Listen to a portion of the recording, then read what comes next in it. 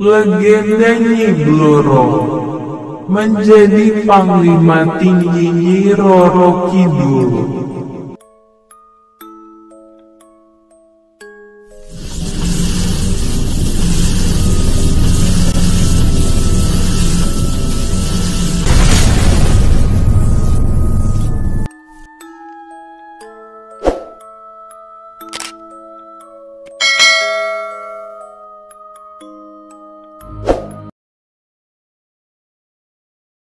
Assalamualaikum warahmatullahi wabarakatuh. Oke sahabat Kang Wasja semuanya, terima kasih banyak masih setia di channel saya.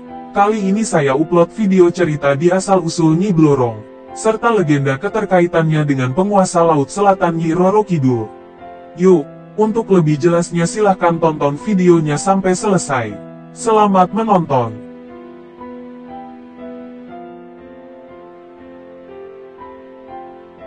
Sesosok berparas cantik dengan badan setengah ular ini, diketahui ia adalah sesosok panglima terkuat yang dipunyai kerajaan gaib pantai selatan. Dikenal mempunyai kesaktian yang begitu mengagumkan. Ia juga memiliki banyak bawahan jin yang tidak kalah dikdaya.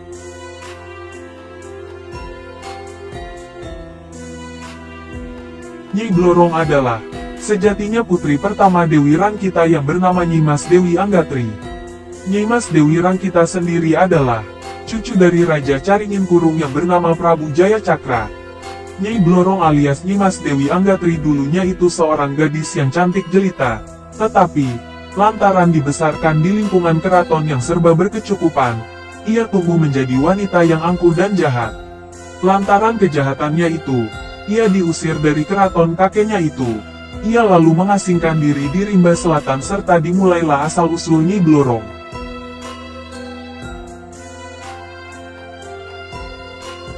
Suatu waktu dalam perjalanan di dalam rimba, ia tidak berniat melewati satu gerbang gaib yang membawanya masuk ke dalam kerajaan jin punya Ratu Segara Selatan, Nyi Roro Kidul.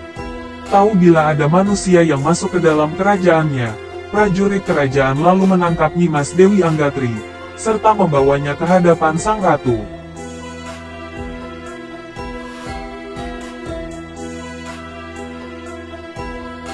Nyi Roro Kidul adalah sesosok roh atau dewi legendaris Indonesia yang sangat populer di kalangan masyarakat Pulau Jawa dan Pulau Bali. Tokoh ini dikenal dengan Ratu Pantai Selatan Samudera Hindia, yang secara umum disamakan dengan Kanjeng Ratu Kidul, meskipun beberapa kalangan sebenarnya keduanya sangat berbeda.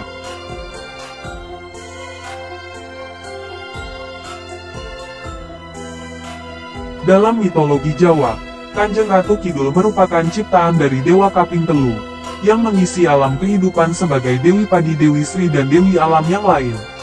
Sedangkan Nyi Roro Kidul mulanya merupakan putri kerajaan Sunda yang diusir ayahnya karena ulah ibu tirinya.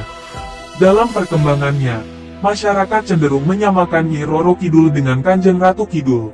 Meskipun dalam kepercayaan kejawen, Nyi Roro Kidul adalah bawahan setia Kanjeng Ratu Kidul. Kedudukan Nyi Roro Kidul sebagai Ratu Lelembut Tanah Jawa menjadi motif populer dalam cerita rakyat dan mitologi, selain juga dihubungkan dengan kecantikan putri-putri Sunda.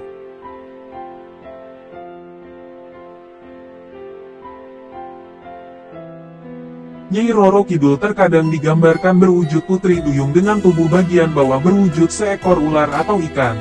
Terkadang juga digambarkan dengan sebagai wanita yang amat cantik. Ia dipercaya mengambil jiwa siapapun yang ia inginkan. Terkadang ia disebut memiliki wujud ular. Kepercayaan ini mungkin berawal dari legenda tentang putri Pajajaran yang menderita penyakit lepra. Penyakit kulit yang dialami putri tersebut kemungkinan dianggap sama seperti ular yang berganti kulit.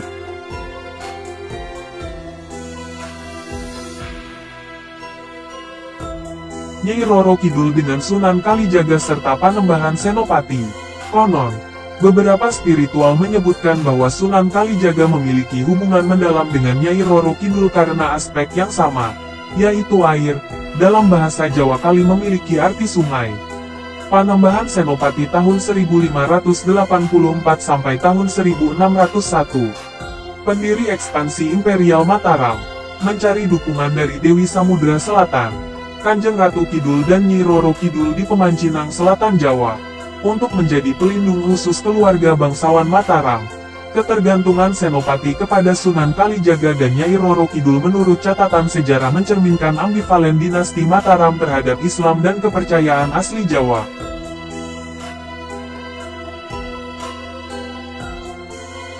Mendengar narasi serta cerita hidup Nyimas Dewi Anggatri, Nyai Roro Kidul lalu terasa iba. Kanjeng Ratu Kidul lalu mengangkat Nyimas Dewi Anggatri menjadi anaknya serta menganugerahkan kesaktian siluman ular kepadanya. Nyai Roro Kidul juga mengubah nama si gadis yang semula Nyimas Dewi Anggatri tersebut menjadi Nyai Blorong.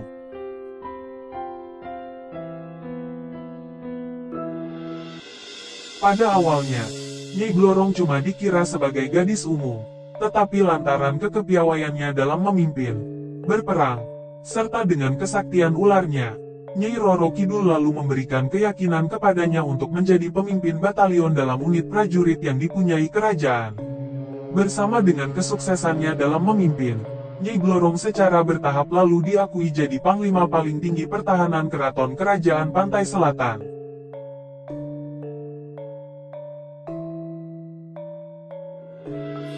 Mitos lainnya menyebutkan bila waktu bulan purnama, kesaktian serta kecantikan Nyai Blorong bakal mencapai puncaknya. Ia dapat dengan mudah beralih bentuk jadi sosok wanita cantik berbaju hijau. Tetapi, waktu bulan mulai mengecil, ia dengan sendirinya akan beralih berubah menjadi sosok ular raksasa yang mengerikan.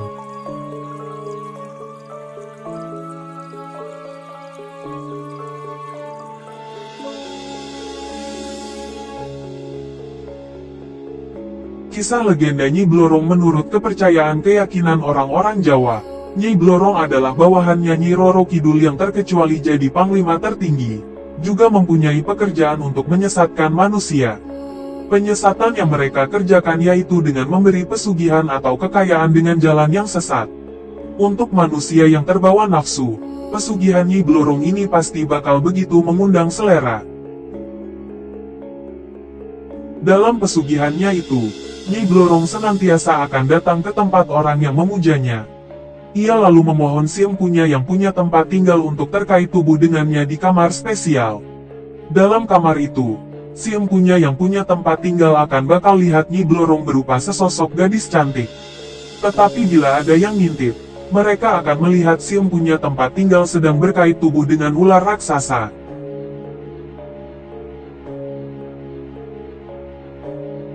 Sesudah lakukan ritual berkait tubuh, Nyai Blorong akan pergi dengan meninggalkan sebagian keping emas yang sebenarnya adalah sisik ular kepunyaan Nyai Blorong.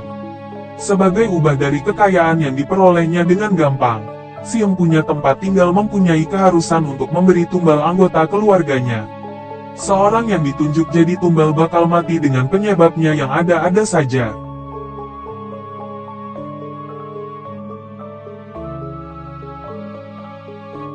Serat Centini menyebutkan bahwa Nyai Blorong yang cantik adalah putri dari Ratu Angin-Angin. Ia dinikahi dengan Jakalinglung setelah calon suaminya bisa berhasil membunuh buaya putih penjelmaan Prabu Dewata Cengkar. Sebagian spiritualis menganggap Nyai Blorong sama dengan Nyai Roro Kidul, tetapi versi tersebut dibantah oleh sebagian ahli spiritual supranatural yang lain. Nyai Blorong lebih berwujud seperti ular yang ditugaskan untuk menggoda manusia dan menyesatkan manusia dengan cara pesugihan.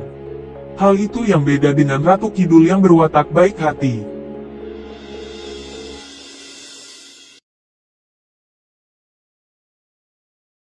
Oke sahabat Kang Wasja semuanya. Nah, sampai di sini kisah legenda Nyai Blorong.